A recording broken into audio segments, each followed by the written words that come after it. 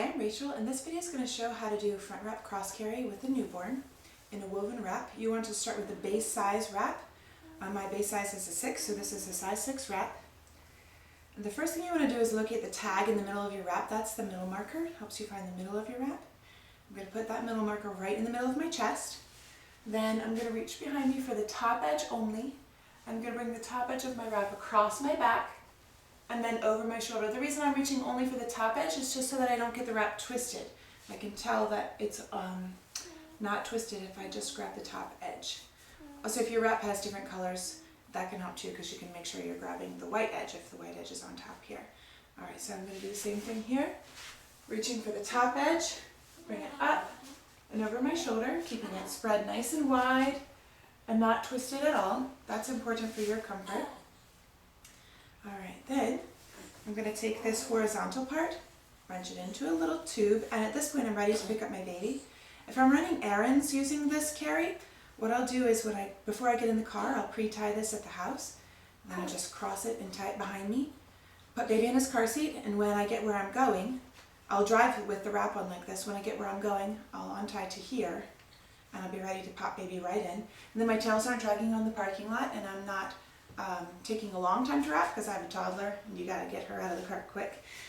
So I'm ready to pick up my baby. Oh.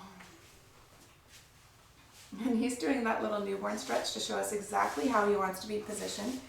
He wants his knees higher than his bottom, just like that. So I'm actually gonna just take my horizontal part and I'm gonna put it right under his bottom and let him position himself. Depending on your baby, most babies like both of their feet turned out like this. He's a bit curled up on one side, so his one foot wants to turn in or hang straight down. That's fine. You let baby take baby's natural position, and over time baby will stretch out a little bit and most likely turn both feet out. He's 1 month old.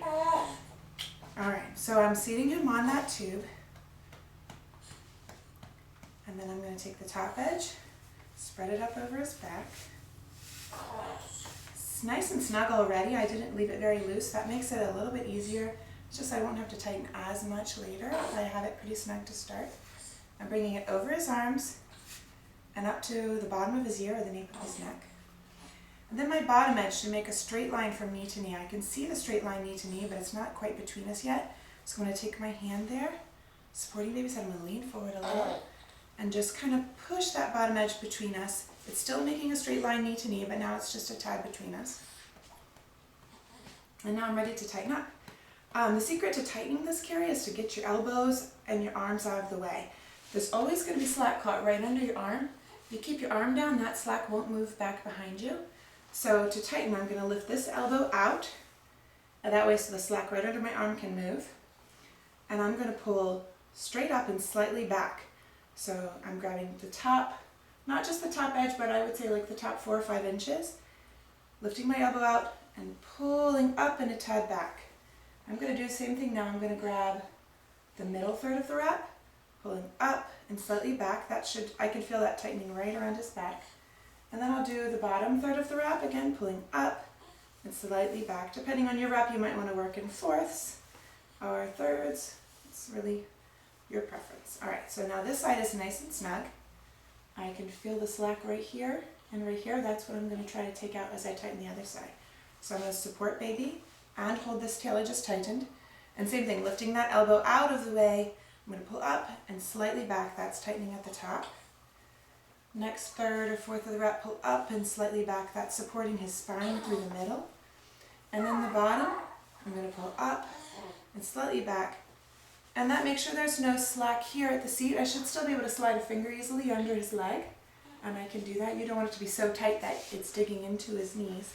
But you want it to be snug enough that there's not extra slack here. Like I see some extra slack right here. I'm going to go ahead and do one more little tightening on this side through that bottom blue part. Okay. Once I feel like I like how it's tightened, I'm going to lift up one tail at a time, place it nicely on my shoulder. Especially if I'm going to be wearing this carry for a really long time, I want to lay it just the way I like it on my shoulder so I'm really comfortable. Alright, now depending on your wrap, you have a few options to tie off. If you're working with a short wrap like a base -2 or something, you can tie a knot right under the bottom. If your baby's legs are very little, still, and you can kind of just see feet sticking out. My baby's pretty tall, so you can see his feet pretty well. But if baby's really little, you can do a few twists here so that the wrap isn't really bothering their feet, especially if they're thick wrap. And then tie your double knot in the back. That's one option. Another option is to just cross it under baby's bottom and take each tail under the opposite leg. So this one's going to go under and that one's going to go under. And then you can tie a double knot in back. Usually with a newborn, I like to just leave both of these sides bunched. You can leave it bunched just like this. That gives a lot of support to baby's body, kind of horizontal support. It's also not that hot. If you tend to get hot, that's nice. You can spread out both sides if you'd like. I don't cover baby's face, so I usually spread it a little bit knee to knee, but not so far as to cover baby's face on one side, on the baby's face side anyway. And you want to spread the one underneath first. I spread the wrong one first. So if I was going to spread them both, I'd spread the one underneath first, and I can bring this to his head to give him a little head support. You'll find a tiny bit of slack as you do that. You just grab it here, and you can roll it, or you can bring it back through your knot. I like often to just spread out one side. I find that gives me a lot of support so that I can, bend over a little bit. I'm not going to lean all the way forward from the waist, but I can bend over a little bit and get something done, which is nice. And then we'll do a quick check of the carry. So I like to use the acronym TASK to check my carry, T-A-S-K. T stands for, can I get 2 fingers under baby's chin? I can.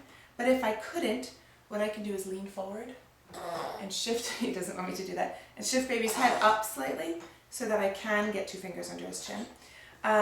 A stands for always visible, so even if I'm nursing in this carry, I have a video for nursing in this carry on my channel if you want to check it out. Even if I'm nursing in this carry, I should be able to see baby's entire face and head, see baby's nose and mouth in particular very clearly. S stands for snug and supported, so baby's really well supported through the spine and snug. And the last one is K for kissable. I can easily kiss baby's head, and he's nice and high on my body. And then we have a front wrap cross carry with a newborn. Thanks.